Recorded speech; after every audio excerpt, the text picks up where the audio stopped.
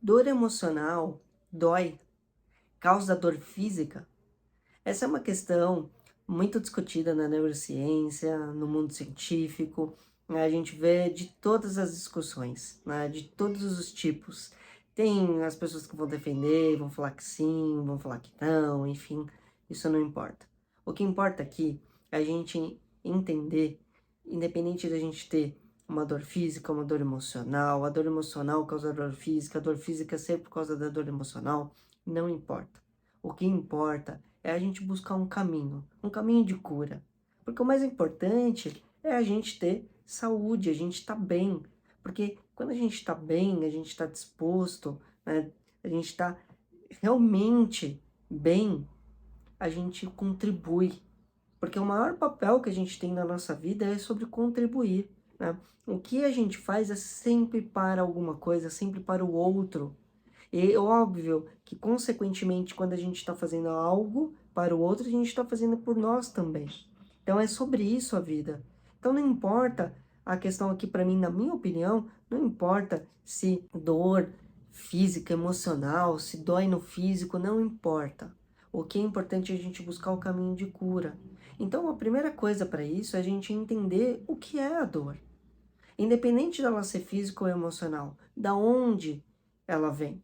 E aí é claro que a gente tem todos os mecanismos fisiológicos e do sistema nervoso e dos receptores, né, de dor e da onde que, em como vai ser esse mecanismo, as portas, as vias de entrada e saída, dos mecanismos neurais, hormonais, ok, mas o que, onde está a dor? Como a gente chega nesse processo?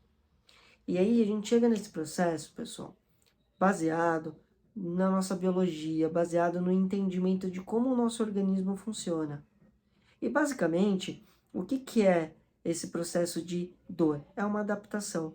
Então, quando a gente busca informação nas medicinas mais antigas, as práticas mais antigas, como a medicina chinesa, e como muitas outras medicinas antigas, a gente começa a entender o funcionamento do nosso organismo através da unidade.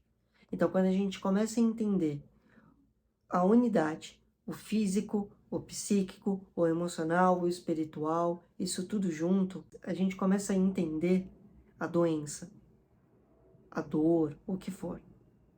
Aquilo que incomoda, a alteração. Porque a partir desse momento a gente começa a entender como funciona. Então, uma das melhores formas que a gente tem é compreender a raiz. Então, o que eu vou falar para vocês agora, meu projeto Cura pelo Hábito. Cura pelo Hábito é um projeto que eu tenho junto com o Claudio Cotter e a gente tem 2 livros publicados. Um livro é a Reflexão da Vida, o outro é o Guia Prático e o nome do livro é Cura pelo Hábito. E a gente tem um curso online. A gente explica nesses livros como o nosso organismo funciona. No primeiro, muito explicando o funcionamento da nossa biologia, que é o que eu vou falar agora, e no segundo, a questão prática de como, por exemplo, você tem uma alteração, uma dor de cabeça, uma dor de estômago, uma dor no ombro, então, o que que é aquela estrutura, depois qual é a mensagem emocional, e depois 3 exercícios que você pode fazer para ajudar a melhorar aquela dor, aquela questão que está ali naquele momento. Então, a gente tem esse aprofundamento. Então, se aprofundar nesse assunto, entender a nossa biologia, que é um grande caminho. E aí, não importa o que que é a dor, importa que eu melhore e entenda esse processo de melhora. Então, o nosso organismo, ele é um formador de memórias, eu falo isso sempre nos vídeos, ele forma memória o tempo todo.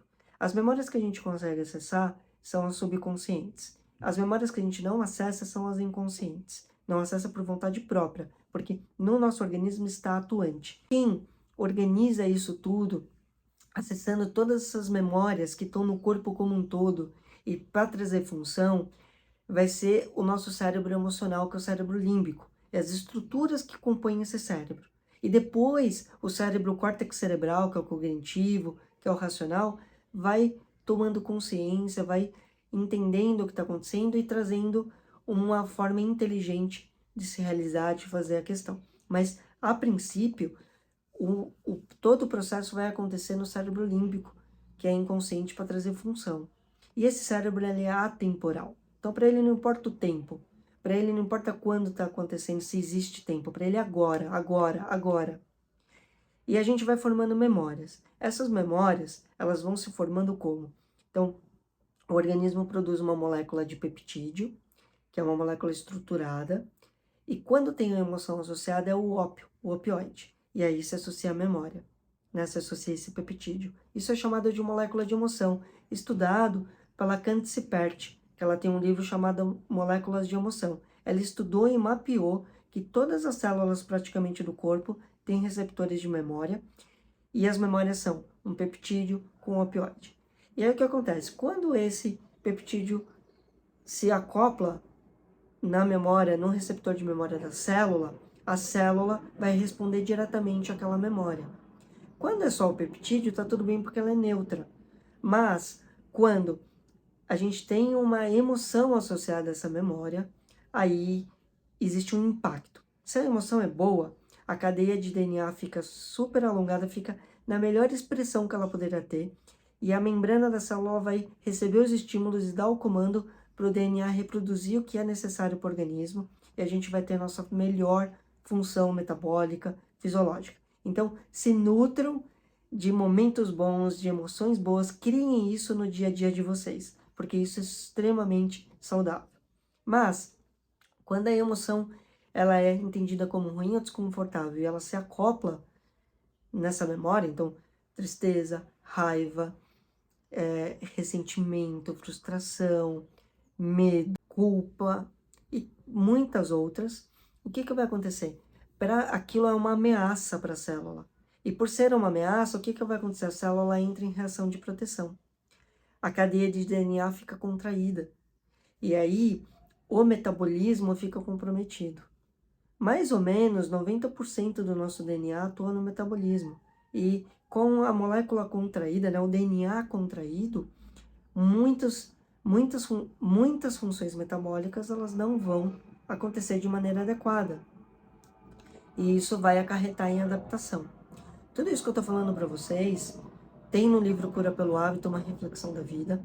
E a gente está falando aqui de ciência, então eu estou falando de pesquisas que foram feitas por Bruce Lipton, Candice Cipert e outros pesquisadores. Então aqui eu estou trazendo para vocês um resumo do que acontece na nossa biologia e a influência que as nossas emoções têm sobre a nossa biologia, sobre as células do DNA.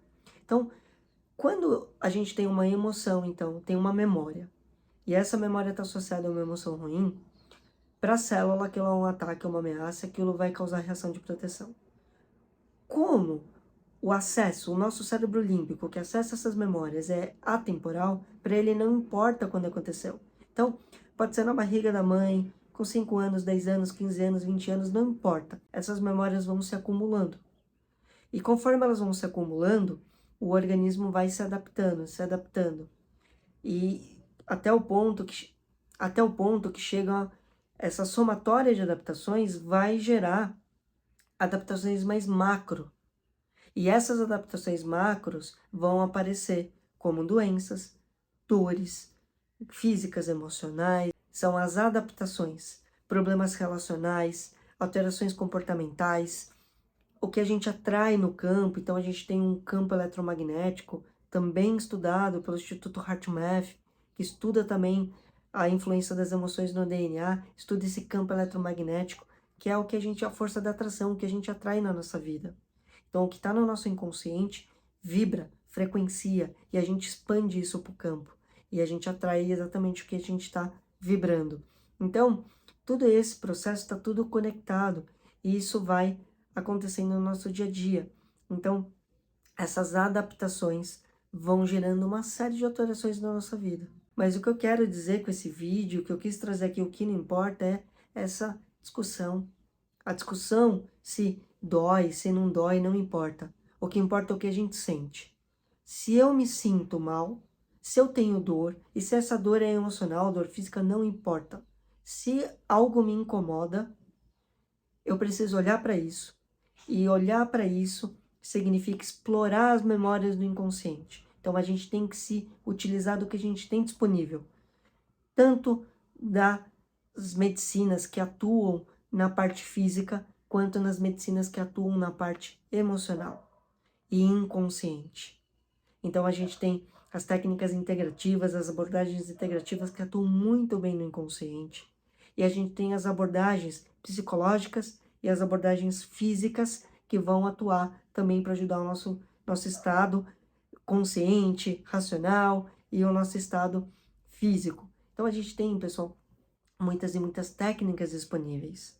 O importante é a gente entender que quando a gente soma forças, quando a gente se une, tudo fica muito melhor. Então aqui não existe a melhor terapia, não existe o melhor método. Existe a nossa capacidade de agregar, de explorar tudo que a gente tem disponível, que é muito bom, e trazer no nosso dia a dia, na nossa vida, porque a gente mude a nossa percepção, para que a gente faça diferente e dali em diante a gente possa buscar um caminho de cura, um caminho de autoconhecimento, um caminho de desenvolvimento. E, com o mais importante, no final é estar bem para a gente produzir o que a gente tem de melhor, o que a gente tem habilidade, que a gente se especifica, né, que a gente estuda. Para quê? Para que a gente ajude o outro, para a gente contribua com a humanidade, com o outro, e a gente possa se agregar como seres humanos e construir cada vez mais benefícios, tá? E não ficar destruindo, ficar brigando, ficar julgando, ficar separando.